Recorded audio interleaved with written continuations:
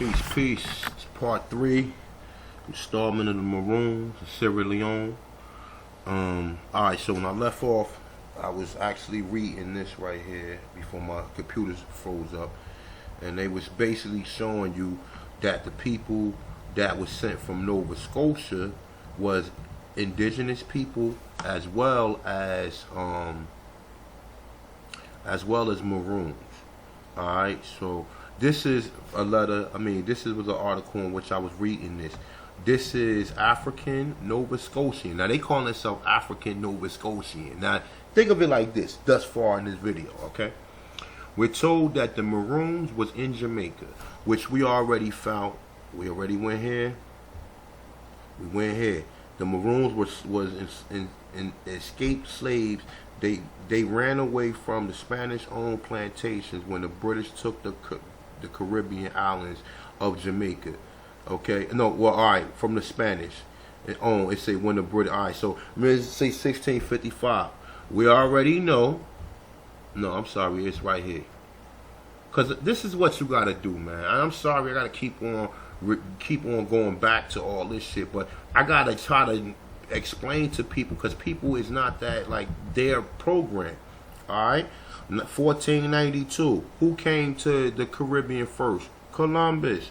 Let's read what Columbus said. From their nakedness, Columbus inferred that the native people to be inferior race. Columbus wrote of the Indians he encountered. They all go naked as their mother bore them, also the women. However, he noted they can easily be commanded and made to work, and so to do whenever might be needed, to build towns and be taught to wear clothes and adapt our ways. Although Columbus also wrote they are the best people in the world and above the gentleness, he also records the first encounter between European and New World Indian was filled with account of enslavement, murder, and rape. Okay, so he's telling you right here that the people, so if Columbus is telling you that the people in the Caribbeans can be told, can be made to work and sew and do whatever might be needed, then why would they go bring Africans there? You know how much money and resources it would take to bring Africans there? That's just one source, okay? They go another source. Alright? This is just for you people. Alright, it said at least 3,000 Americans, so-called Indians, are known to be shipped to the European from 1493 to 1501. The Columbus expedition, with a likely total being possible double that. It say most were sent to Seville area where they seem to show up on the slave market as Negroes. These are the major contradictions in the whole slave trade myth. Blacks were always in America. The missing Indians are Negroes. Alright, when we go back up here, we also see right here, it says, now we're using Jack Forbes as a source, so if any of you motherfuckers come up here talking about some, well, who is your source? We're using him as a source, alright? It says, there was no slave. An independent source showing that the so-called Indians on the eastern shoreboard, also called Terra Nova, were Moors. Is a book called Americans and Native Americans. Jack D. Forbes, he shows the book how many so-called Native Americans were sold into slavery in Africa and Europe. This is the opposite direction in which we was taught the slave trade went. The Native American Indians were classified as Negroes, okay? They was classified as Negroes, not the Mongoloids that you see, the people that was on the eastern seaboard. Okay, not the ones in, listen, understand, let me clarify this. Not the ones in Montana, not the ones in Dakota, not the ones that's west of the Mississippi River, the ones that's east of the Mississippi River, in which they told you was African slaves were already Negroes who was here. Okay, we already see. It say they were also classified as Negroes, okay? It said if we were first brought from North America in 1619 or even 1555 for that matter, then how were they taking slaves from the Newfoundland? So this right here already show you that when Columbus, along with what I read right here, that you have to formulate your own opinion on that, because you have to say, well, damn, resources was already so scarce, so you think that they would make the trip to bring Africans to a more populated island and risk more revolts and more turn-ups? Now, when we go back here, it tells you that the Maroons was in the Spanish so-called owned some of the Maroons. They fled and they went into the mountains or whatever. All right. So when we come back, let me see something more. Let me see something. Communities in South Carolina. Nah, I got so much stuff open on this, man. This is ridiculous. Alright, let me see where I was going. Alright, so boom, let me go here. So, and I'm going to read something notes here just real quick, and I'm going to end this out. I'm going to make another part. I'm going to make a part 4 to this, and I'm going to touch on a lot of stuff that I haven't had time, because I'm kind of rushing through this at this point in time. So it's a Nova Scotia settler or Sierra Leone settler known as Nova Scotia. It's a Nova Scotia, or even commonly as the settlers, were African Americans who founded and settled the Freetown, Sierra Leone on March 11th. So listen, so think of this here, right? So they're telling you that they took people from Africa, then took them to America, and then brought them back to Africa. Are you really fucking stupid if you believe that? Alright, say March 11, 1992, the majority of these black immigrants were among 3,000 former slaves and free African Americans who sought refuge. Now, okay, let me read that. Who sought refuge with the British during the American Revolutionary War, known as Black Loyalties. I'm gonna come back to Black Loyalty.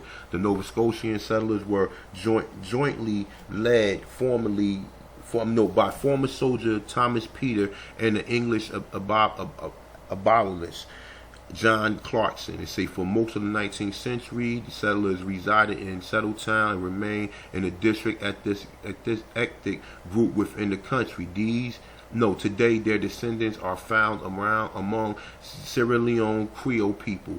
They say loan words. Say in Creole language, the Baos. They say of the modern day descendants of their culture imprints. They say although. Now check this out. Listen. They're telling you this. They're telling you that the people that they took, it was already people in Nova Scotia, which was Canada. So they brought people from Sierra Leone, took them to Nova Scotia, said, oh, well, you know what? We want to go back to Sierra Leone. And then made a trip back. They're fucking lying. These was the indigenous people mixed with the Maroons that they brought from Jamaica, okay? So it say, modern day descendants of the culture imprints, although Jamaican Maroons and other transatlantic immigrants. Now, saying other transatlantic immigrants, meaning other Indians that was shipped. Because remember, if they took the Pequots, let's go back to their words, okay? Let's go back to their words, all right? Because I like to use their words, all right? It say 1637, saying the colony in Massachusetts, the Pequot were the first slaves, but as they would not endure the yoke, they were sent to Bermuda. It say in exchange for Negroes, in hope that they later would bear slavery more patiently in the first exchange for Indians for Negroes. Now they trying to tell you, but the fucking Pequots today look like Negroes. But they're going to try to tell you, oh, these are descendants of slaves. None of these people are the descendants of the original people who was there. That's what I'm saying. Like it's just so like they try to make it confusing. But guess what? You got me, so you ain't got to worry about that. Cause I'm gonna explain it to the T for you. All right. So I'm gonna go back over here. So all right, it say although Jamaicans and other transatlantic immigrants, which we already know transatlantic immigrants was other conquered Aborigines, contributed towards the development of Freetown, Nova Scotia settlers were the singlest greatest Western black influence. Now, how is that the single Western black influence? Say the legacy remains there to today. Nova Scotian settlers have been the subject of many social science books which have examined how they brought Americans to Africa. Now look, it's telling you how they brought Americans. Now check this out. Think of it like this. How would they be Americans if they was already Africans? How would the Maroons be Americans if they were slaves? Or we think all slaves equate to Africans, okay? So it say, and I'm going to go back over it. It say the Nova Scotia settler has been subject of many social science books which has examined how they brought America to Africa as the founders of the first permanent ex-slave colony in West Africa, which proved influence throughout the region. All right, now look. Now check this out. Now, so you see this picture right here. This is Thomas Peters. He's an Aborigine. Check this out. From background immigration to Nova Scotia. They say after the British has lost the American War independence, 3,000 black Americans was excavated to Nova Scotia. Okay, now hold up. All right, boom. So this is dealing with the Book of Negroes right here. All right, so check this out.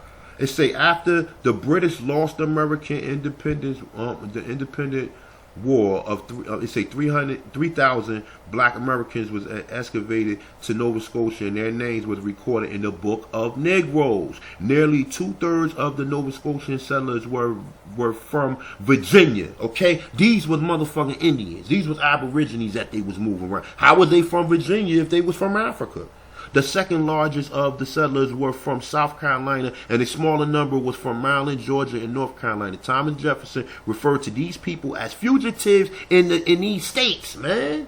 Come on, y'all. Come on. They fugitives in these states. They was, remember, if you look up Thomas Jefferson, you will see Thomas Jefferson was warm with the Aborigines too. It say refer to these people as fugitives of the state. These was Indians. It say one visitor to Sierra Leone distinguished the settlers from the other ethnicity group because the American tone of accent, commonly American slaves, perhaps lower class American working class people of the time. Some of the settlers also had Native American European ancestors. At least 50 were born in Africa. It say many Nova Scotian black intermarrying with Europeans while living in Sierra Leone. The Nova Scotian political identity of the democratic government was at odds with the Sierra Leone Company imperialist colony. The Nova Scotian referred to themselves as the settlers of Nova Scotia and Sierra Leone. Later scholars would determine them as Afro-Americans. Okay, so it say life in Nova Scotia. We don't even need to touch that. We really don't even need to touch that, because at this point in time, if you don't see what the fuck is going on or what's going on, Thomas Jefferson also told you that these same slaves would go up to the mounds and was mourning. Okay, so these was Aborigines. Okay, we called them fugitives. So, matter of fact, you know what? Let me read this right. Let me go on, because I see something new. It said, upon arrival in Nova Scotia, the black loyalty settlers faced many difficulties. They received less land, fewer provisions, and were paid lower wages than white loyalists. Say some fell into debt and had to sign terms of indentured servitude which resembled their former enslavement in America. In 1792, approximately 1,192 black Nova Scotian settlers left Halifax Flats. Remember, I showed you Halifax Flats. Let me see.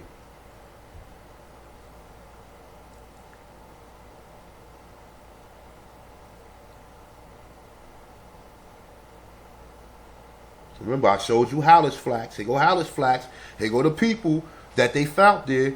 Okay, and this is just a brief. I wonder if I really go in and find more people. All right. So let me see. Where was we at? All right, let me go back. We were out here. All right, we was right here. Halifax, Nova Scotia, and immigrated to Sierra Leone. However, the majority of free blacks did remain in Nova Scotia, where their descendants today comprise of black Nova Scotian. It's one of the oldest communities in black Canada.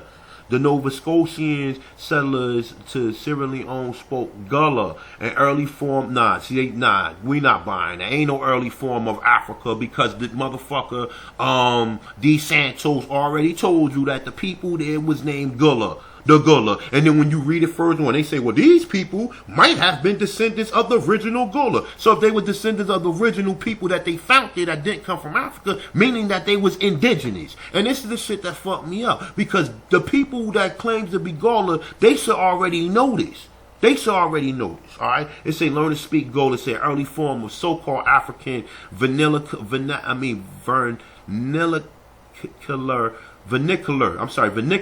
English. The Nova Scotians were almost the only mass of group black Americans to immigrate to Sierra Leone under the aspect of Sierra Leone Company. In fact, it was the de facto policy because of the Democrat America ideal of Nova Scotians. No other American black would be allowed to immigrate in large groups to Sierra Leone. Okay, so I'm going to end this right here. I'm going to go back on another video and we're going to continue this, all right? Peace. The Tonshinless one. This part 3.